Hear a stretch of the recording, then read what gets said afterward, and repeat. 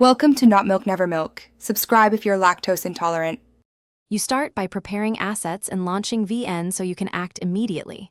Once done, create a new project and pick the correct aspect ratio for your platform. This prevents rework later. Make sure VN has permission to access your camera and storage, otherwise import will fail.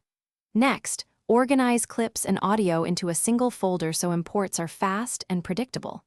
Finally, locate the QR feature in VN's Share or Project menu.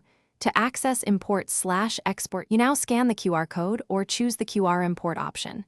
VN reads project metadata and linked assets so you don't rebuild from scratch.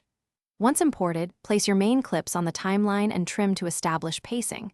This creates the backbone of the edit. Then add transitions and overlays and use keyframes where motion or scaling is required. This keeps clips consistent. Make sure to play back frequently to check sync. If audio drifts, nudge clips or adjust the audio speed to match visuals. You finish by selecting export settings.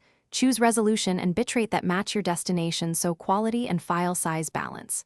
Once exported, generate a QR code in VN if you want others to import the project directly. Alternatively, upload the file to cloud storage and share the link. If someone can't scan your QR, first update VN and retry.